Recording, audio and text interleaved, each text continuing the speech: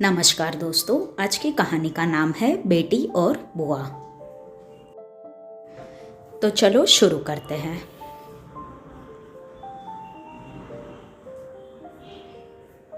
पाँच मिनट पहले शांत दिख रहे मम्मी पापा फ़ोन पर बात कर खुशी से छौंकने लगे। डाइनिंग रूम में नाश्ता कर रहे अपने बहू और बेटे के पास आकर बोले, कल सीमा आ रही है, अभी अभी फ़ोन पर बात हुई है। जमाई राजा भी साथ आ रहे हैं। निखिल, तुम कल दोपहर 4 बजे एयरपोर्ट चले जाना और दोनों को लेके आना। इस सीमा को और कोई काम नहीं है क्या? जब देखो तब आ जाती है यहाँ पर। मैं नहीं जा पाऊँगा, मुझे और भी ज़रूरी काम है। क्या वो टैक्सी करके नहीं आ सकती? निखिल गुस्से में बोला। अपने बेटे के मुंह से अपनी बेटी के लिए ऐसे बोल सुन माँ एकदम दंग रह गई। अरे तबीयत तो ठीक है ना तेरी? कैसी पागलों की तरह बात कर रहा है। घर में 2 गाड़ियाँ होते हुए भी बहन को टैक्सी में आने के लिए कहता है, माँ बोली। रहने दो, मैं खुद जाकर ले आऊँगा अपनी बेटी को। करने दो उसे अपना काम। अभी सीमा का बाप जिंदा है और मैं नहीं चाहता कि मेरी बेटी को उसके ससुराल वालों से ताने सुनने पड़े कि इकलौती बेटी होते हुए भी उसे लेने गाड़ी नहीं भेजी। पापा ने बेटे को अपनी नाराज़गी जताते हुए कहा, आप दोनों समझते नहीं हो मम्मी पापा। वो जब भी इस घर में आती है तो सारी दिनचर्या बिगाड़ देती है। वो तो आराम से बैठी रहती है किसी महारानी की तरह और हम सबको उसकी सेवा में लगना पड़ता है। मेरी बीवी का तो पूरा दिन दीदी और जीजा जी के आगे पीछे उनके ऑर्डर पूरे करते ही निकल जाता है। गुस्से से निखिल बोला, आज क्या हो गया है तुझे? कैसी बहकी बहकी बातें कर रहा है? बहन है तेरी, कोई पराई तो नहीं है। अब क्या है उसका इस घर में? शादी में दे दिया ना हमने जितना देना था, फिर क्यों चली आती है बार बार यहाँ पर? और हर बार बैग भर भर कर लेकर जाती है वो अलग।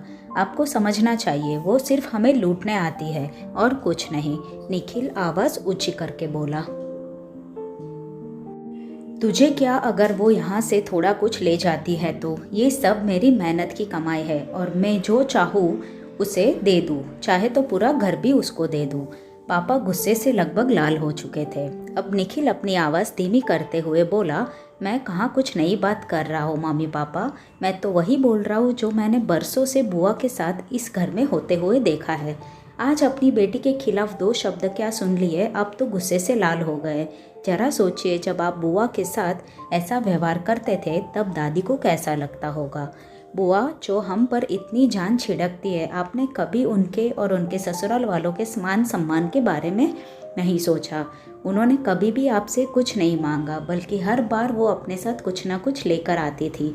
लेकिन आपका व्यवहार कभी भी उनके साथ अच्छा नहीं रहा। दादी ने भी आपसे कभी नहीं कहा कि मेरी बेटी को पैसे दे दो या कुछ खरीद कर दे दो। फिर भी दादी को आपके यहाँ इतनी भी परवानगी नहीं थी कि वो अपनी बेटी को कुछ दिनों के लिए अपने पास बुला कर रहने को दे। अपनी बेटी का ऐसा अपमान वो सहन ना ही कर पाई, इसलिए वो गांव में पुराने घर में अकेली रहने चली गई। बुआ भी अपना अपमान सह लेती, पर आपने तो उनका पति का भी मान नहीं रखा, इसलिए उन्होंने भी हमारे घर आना छोड़ दिया। जिस तरह सीमा इस घर की बेटी है, बुआ भी तो इसी घर की बेटी है। आपने 2 बेटियों में फ़र्क कर अच्छा नहीं किया। और रही मेरी बात, तो मैं अपनी बहन से बहुत प्यार करता हूँ। मैंने कभी अपनी पत्नी को उसके खिलाफ़ गलत बोलने का हक नहीं दिया और वो बोलेगी भी नहीं। मैं खुद जाकर उसे लेकर आऊँगा, क्योंकि मुझे मेरी बहन पर गर्व है, अपने अच्छे भाई होने पर भी। हो सके तो मेरे इन कटु शब्दों के लिए मुझे माफ़ कर देना। इतना कहकर निखिल अपने ऑफिस के लिए निकल गया। माँ और पापा शर्म से सिर झुकाए बैठे रहे। थोड़ी देर की शांति के बाद पापा ने हिम्मत कर अपनी बहन को फ़ोन लगाया। बहन के फ़ोन उठाते ही वो फूट फूट कर रोने लगे और बोले, दीदी हमें माफ़ कर दीजिए।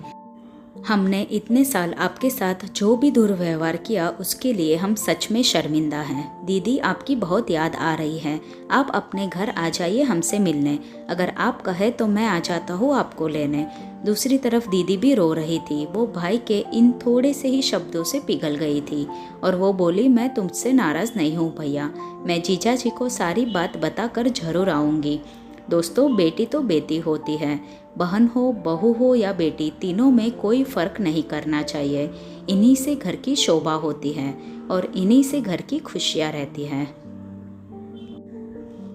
दोस्तों, आपको कहानी कैसी लगी हमें ज़रूर कमेंट करके बताना। कहानी पसंद आई हो तो एक लाइक कर देना और चैनल को सब्सक्राइब कर देना। कहानी सुनने के लिए आपका धन्यवाद। आपका दिन शुभ हो। जल्द ही मिलेंगे एक नई कहानी के साथ।